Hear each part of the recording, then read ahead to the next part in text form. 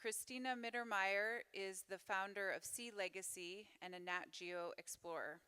Cristina is a pioneer of conservation photography, spending much of her career successfully demonstrating the relationship between human culture and the biodiversity ocean-climate system.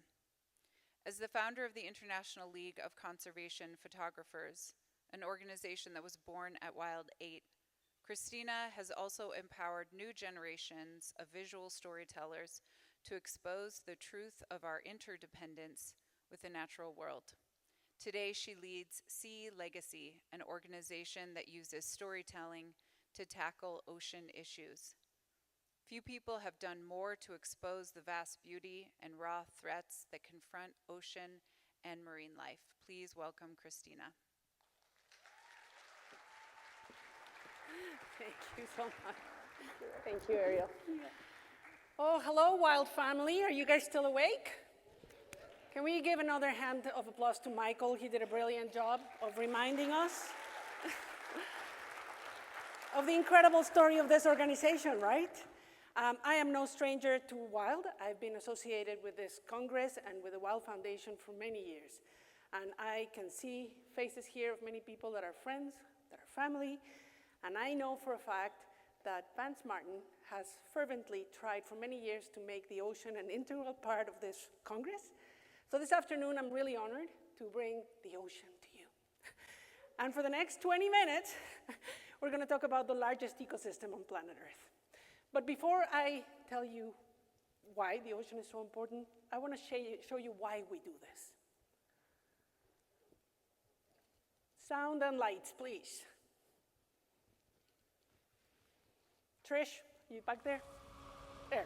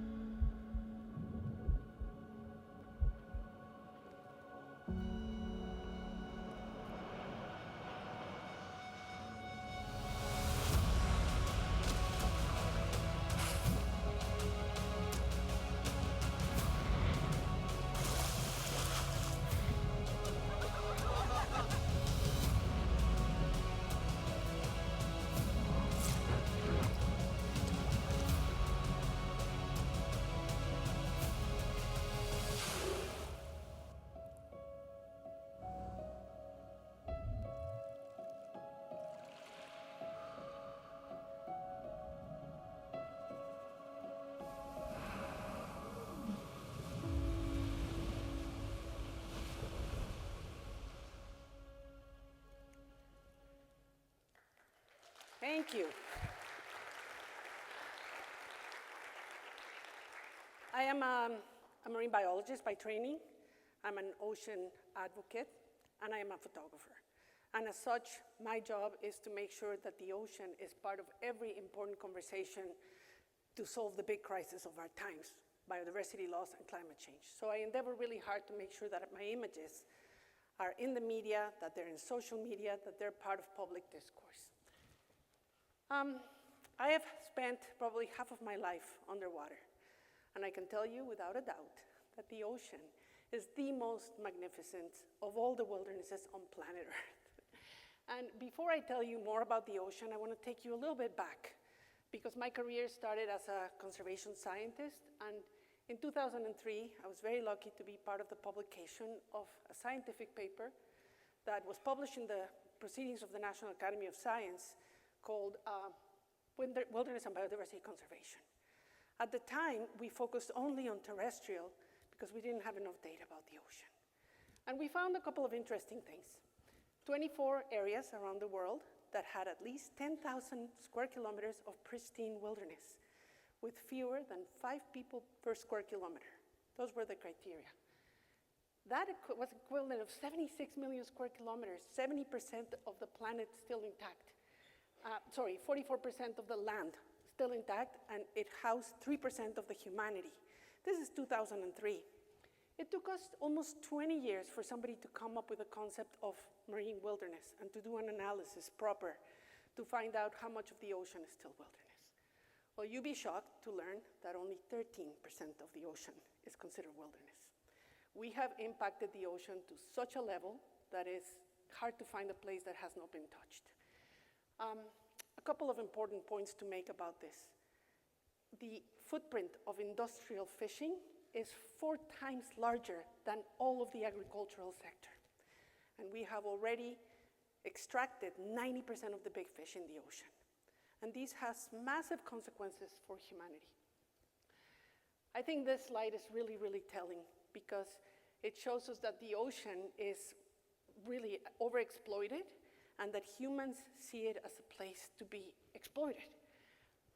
I yearn for the day when we can turn this type of slide where all we see is, shipping and oil and cruise ships and that kind of extraction and abuse turn into more of a blue economy. And when we talk about blue economies, there's a couple of conversations. There are people that are saying that we need to turn the ocean into sustainable use. Well, what does that mean, right? If we allow industry to define sustainability, it's going to be a very different conversation than if we are proactive in instilling the values that are invisible. What is the biodiversity value of the ocean? What is its role as a carbon storage? What are the cultural values of the ocean? So it is really important that we pay attention. The problem is that the largest of all the ecosystem on our planet, is a place where most humans are not really comfortable. We are terrestrial creatures, and we are very arrogant. And so we think that planet Earth should be called Earth. But if you were an extraterrestrial coming in from another galaxy and you arrived just outside of our atmosphere, what you would see would be an ocean planet. And those aliens would look down and they would say, oh, an ocean planet, and these are all ocean creatures. But we don't have gills, so we have very little empathy for what happens to the ocean. And yet 70% of the surface of our planet is covered in seawater. If we were a spaceship, we would be traveling across the universe with everything that we need provided by this little blue marble called planet Earth. And if you were to lift the hood of that spaceship, you would find seawater. The ocean is the engine on planet Earth. Life cannot exist on this planet if the ocean is dead. So when you go to the beach, and you get tumbled by a big wave, and you take a couple of big gulps of water, you think you're just swallowing seawater, but you're not. You're actually drinking hundreds of thousands of millions of microorganisms, from tiny microscopic algae all the way to eggs and larvae, and this is the plankton. This is a microscopic broth that's alive, and it produces 50% of the oxygen we breathe, but we don't get to see it. When those animals grow up, they look like that jellyfish, which I photographed in British Columbia. And there's other ecosystems inside the ocean that are really important. Places like seagrass meadows, like this one in the Bahamas, which is the largest seagrass meadow on the planet. It's 54,000 square kilometers of unbroken seagrass underwater. And the roots of the seagrass are so deep, they store so much carbon. And so we really have to endeavor to make sure that these places are recognized and protected. We're also just starting to learn the role of wildlife in the carbon cycle. I think our education system has really failed us in not teaching children how the carbon cycle on this planet works. Right, Dr. Rosenzweig? We're all made of carbon. All living things on this planet are made out of carbon. And a lot of that carbon used to be buried underground, from the fossils of dinosaurs millions of years ago. As we have burned that carbon and it's been released to the atmosphere, it's created this blanket over our atmosphere that doesn't allow the heat to escape. That's why we're experiencing climate change, I think, in very simple terms. We are just learning that creatures like whales, who are also made of carbon and store enormous amounts of carbon, play a critical role in this carbon cycle. When a whale, like these humpbacks, dives a mile deep into the ocean, it will go and feed in very mineral-rich waters, krill, deep in the dark water. And then it has to come up, and it has to poop. And that poop is fertilizer for phytoplankton.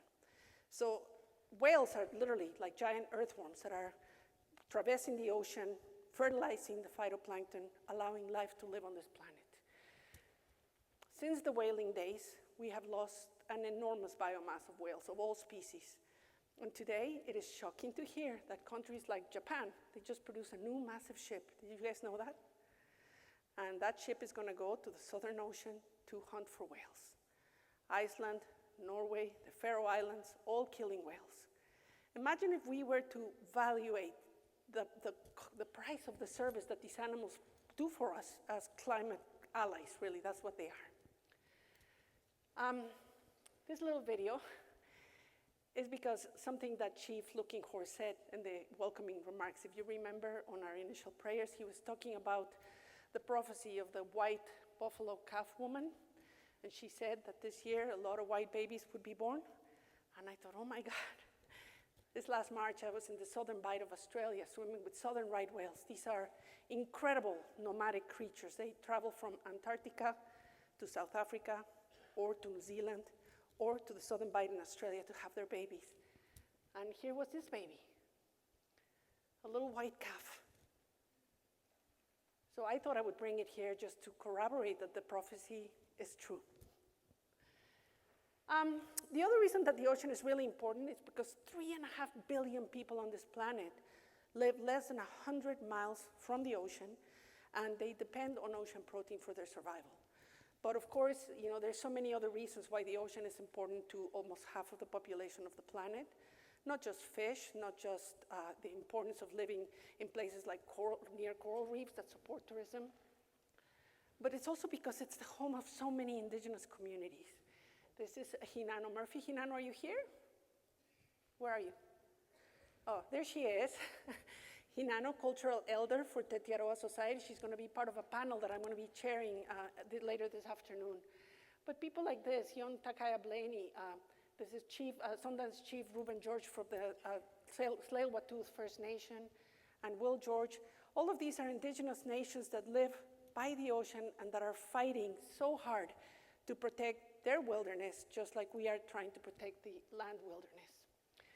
And one of the most interesting things about the communities that live on the edge of the sea is that they depend on the resources. And artisanal fishing can be such a sustainable way of life. But in places like this, like Madagascar, you see people catching tiny fish like this.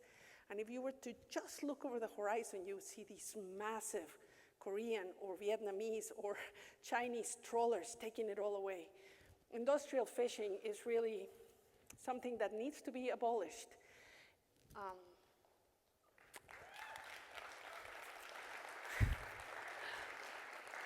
I want to show you this tiny video, and I think we need to change the name. It's not called industrial fishing. This is the industrialized hunting of marine wildlife.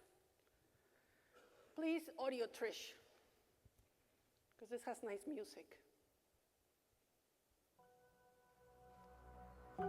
It is so indiscriminate, the bycatch of industrial fishing.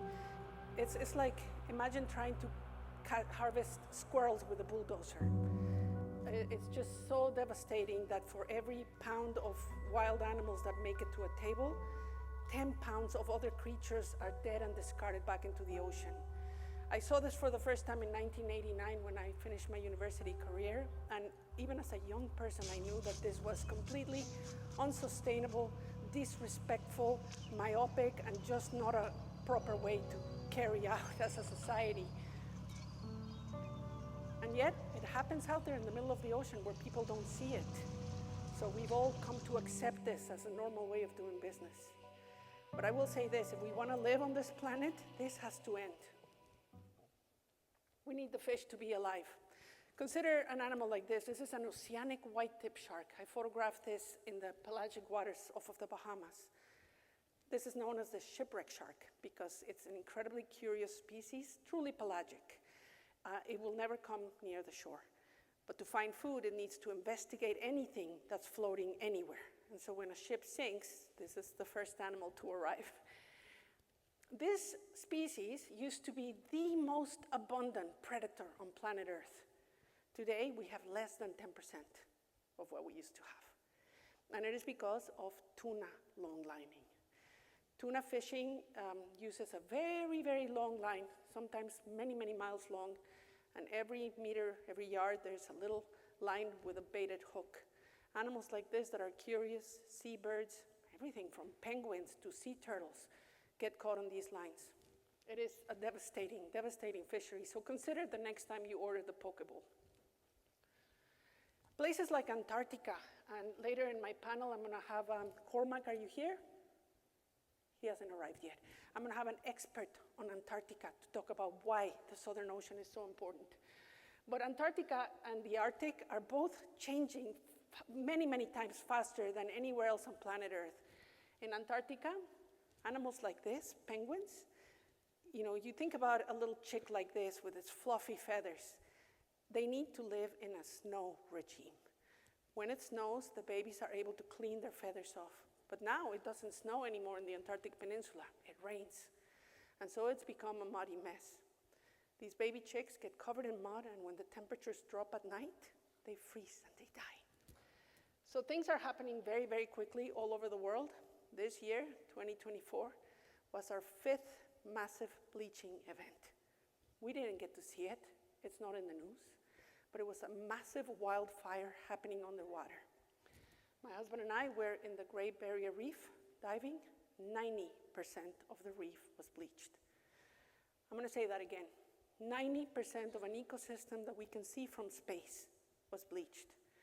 Scientists expect that the mortality is going to be 50%. A kind scientist that was in one of the research stations said to me, "Oh, but some of it is going to recover." I said, "Really? And is our expectation that next year is going to be any cooler than this year? Or the year after that?"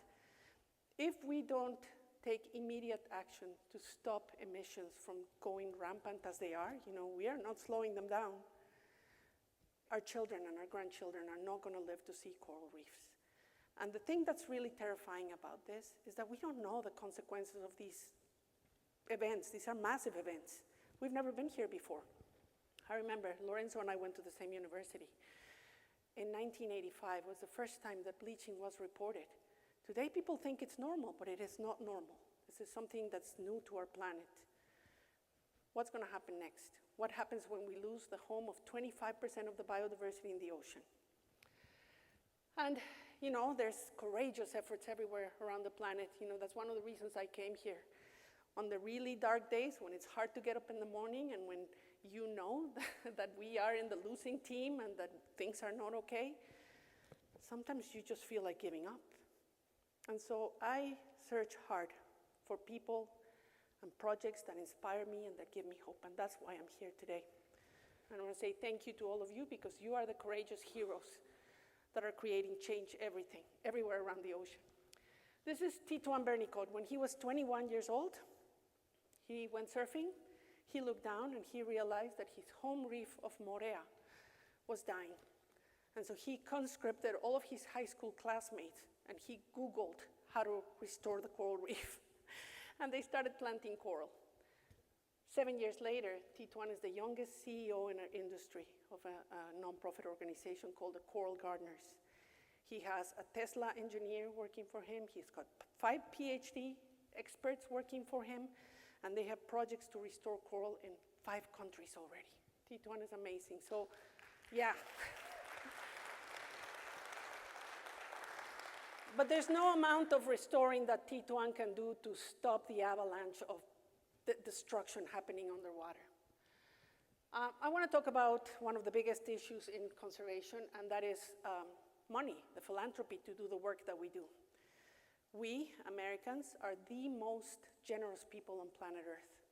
Collectively, we donate $480 billion a year to charity. But where that money goes is really telling. 32% goes to religion, and then education, and arts, and health.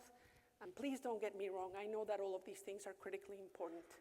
But it is this number that's really terrifying. 1.8% of that goes to the environment. That's all of biodiversity, all of the ocean, all of climate, plus dogs, cats, and horses. And of that, a tiny fraction goes to the ocean.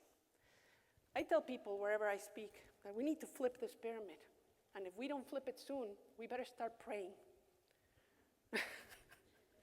So over the next 10 years, we really need to do everything we can to over-bias donations, support financial for the environment.